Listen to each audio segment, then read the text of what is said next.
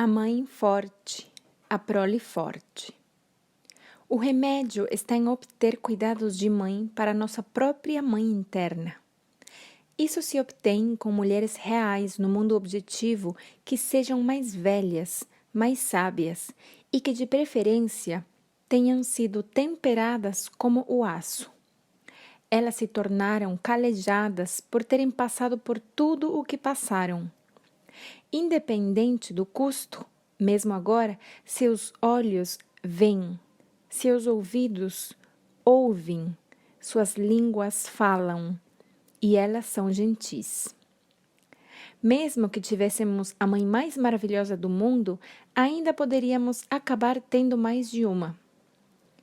Como muitas vezes disse às minhas filhas, vocês nasceram de uma mãe, mas, se tiverem sorte, terão mais de uma. E entre todas elas encontrarão quase tudo o que precisarem. Nossos relacionamentos com las todas madres, as muitas mães, serão com maior probabilidade relacionamentos permanentes, pois nunca passamos da idade de necessitar de orientação e conselho. E isso também não deveria ocorrer a partir do ponto de vista da profunda vida criativa das mulheres. Os relacionamentos entre mulheres, sejam elas da mesma família de sangue ou almas gêmeas, seja no relacionamento entre analista e analisando, entre mestre e aprendiz, ou entre espíritos afins, são todos relacionamentos de afinidade da maior importância. Embora alguns dos teóricos da psicologia dos nossos tempos alardeiem o abandono do modelo total da mãe como um golpe que, se não for realizado, irá nos prejudicar para sempre, e embora haja quem diga que a difamação da própria mãe é positiva para a saúde mental do indivíduo, na realidade, a imagem e o conceito da mãe selvagem não podem e não devem jamais ser abandonados. Pois, se o forem, a mulher está abandonando sua própria natureza profunda, a que detém todo o conhecimento, todos os sacos de sementes, todas as agulhas de espinheiro para os remendos, todos os remédios para o trabalho e o descanso, para o amor e a esperança.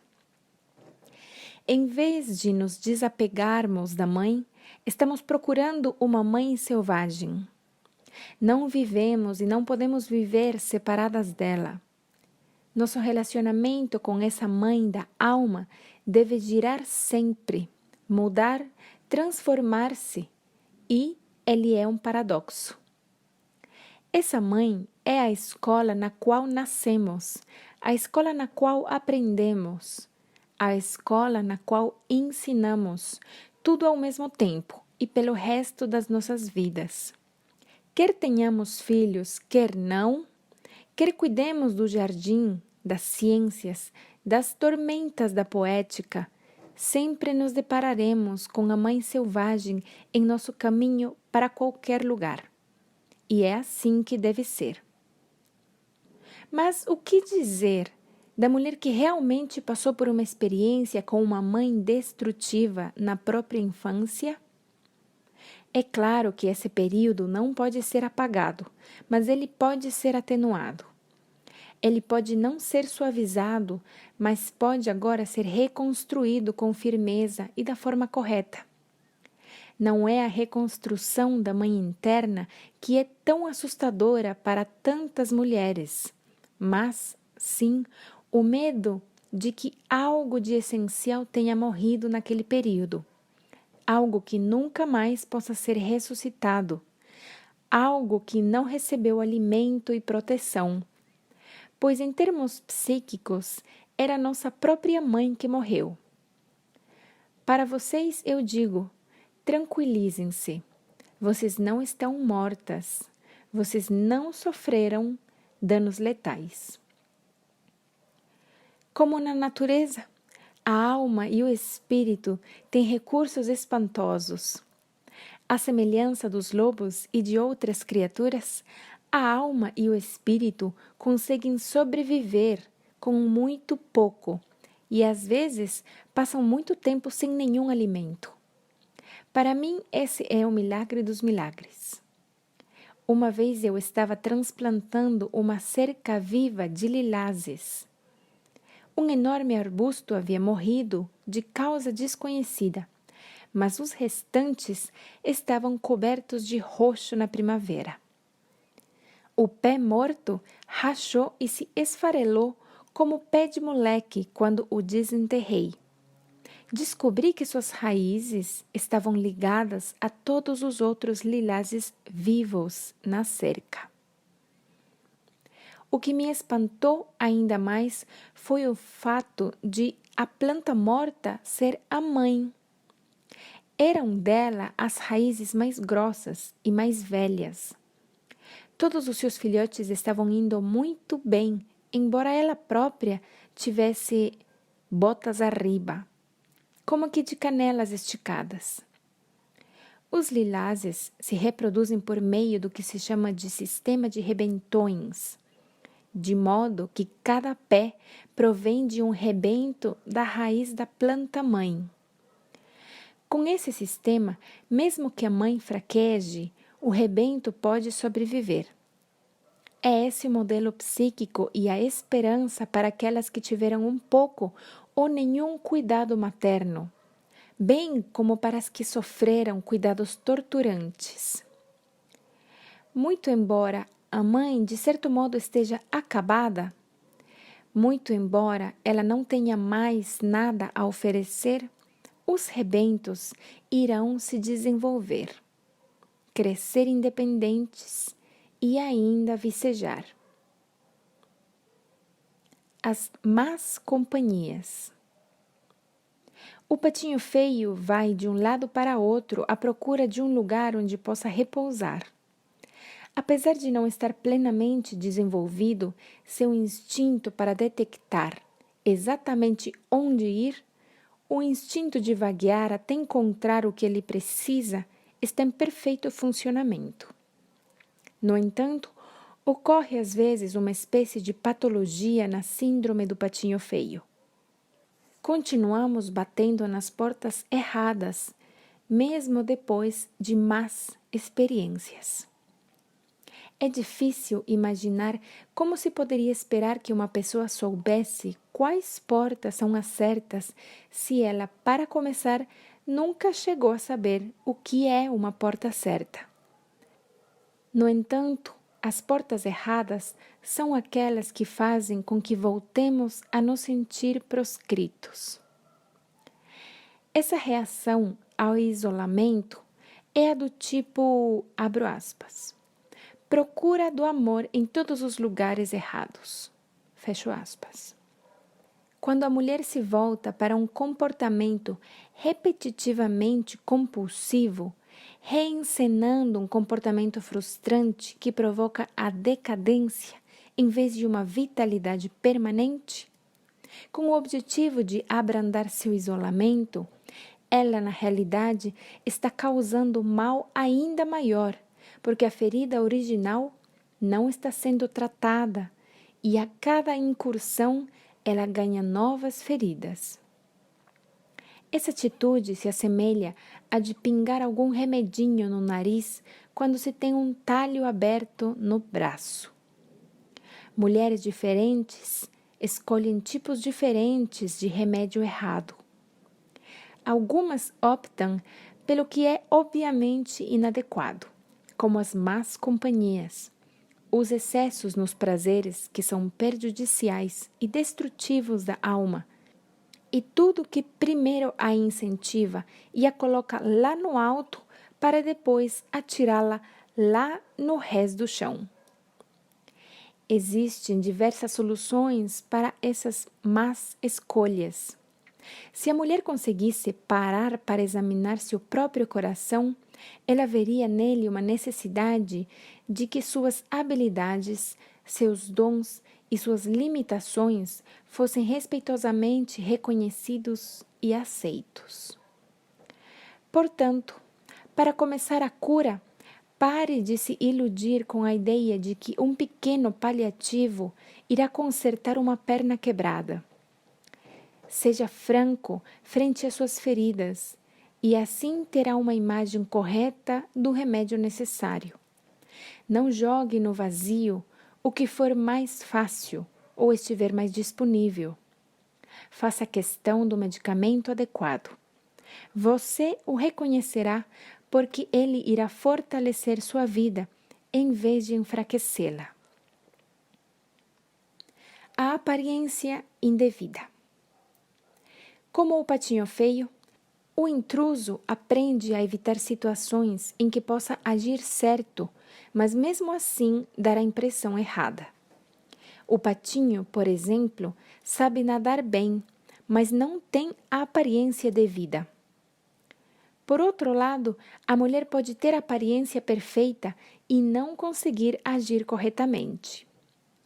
Existem muitos ditados sobre pessoas que não conseguem e que, no fundo, não querem esconder o que são, desde um muito conhecido no leste do Texas. Abro aspas. Você pode vesti-las com esmero, mas não pode sair com elas. Fecho aspas. Até um espanhol, abro aspas. Ela era uma mulher com uma plumagem negra por baixo da saia. Fecho aspas. Na história, o patinho começa a agir como um dumpling, um pateta, aquele que não consegue fazer nada certo. Ele joga poeira na manteiga e cai no barril de farinha, mas não antes de mergulhar primeiro no latão de leite. Todas nós já passamos por isso. Não conseguimos fazer nada certo. Tentamos melhorar, em vez disso, pioramos. Não era para o patinho ter entrado naquela casa, mas isso acontece quando se está desesperado. Vai-se ao lugar errado em busca da coisa errada. Como dizia uma querida amiga minha já falecida, não se pode tirar leite na casa do carneiro. Embora seja útil abrir mais canais, até mesmo para aqueles grupos aos quais não pertencemos, e seja importante tentar ser gentil, é também imperioso não nos esforçarmos demais. Não acreditar demais que, se agirmos corretamente, se conseguirmos conter todos os impulsos e contrações da criatura selvagem, poderemos realmente passar por damas educadas, recatadas, contidas e reprimidas. É esse tipo de atitude, aquele tipo de desejo do ego de integrar-se a todo custo, que destrói o vínculo com a mulher selvagem na psique. E então, em vez de uma mulher vital, temos uma mulher simpática, a quem foram arrancadas as garras. Temos então uma mulher bem comportada, com boas intenções, nervosa, ofegante, no anseio de ser boa. Não, é melhor, mais elegante e muito mais profundo ser o que somos e como somos, deixando que os outros também o sejam. Sentimentos congelados, criatividade congelada. As mulheres lidam com o isolamento de outras formas. Como o patinho que fica preso no gelo do lago, elas se congelam. O congelamento é a pior atitude que uma pessoa pode tomar. A frieza é o beijo da morte para a criatividade, para os relacionamentos, para a própria vida. Algumas mulheres agem como se conseguir ser fria fosse um grande feito. Não é, é um ato de ira defensiva. Na psicologia arquetípica, estar frio representa não ter sentimentos. Há histórias de criança congelada, da criança que não conseguia sentir, dos corpos presos no gelo durante um período em que nada podia se mexer, nada podia se transformar, nada podia nascer. Um ser humano congelado significa que ele está propositalmente sem sentimentos, em especial para consigo mesmo, mas também e às vezes ainda mais para com os outros. Embora esse seja um mecanismo de autoproteção, ele prejudica a psique-alma, porque a alma não reage ao gelo, mas ao calor. Uma atitude gélida apagará o fogo criativo da mulher. Ela inibirá a função criativa.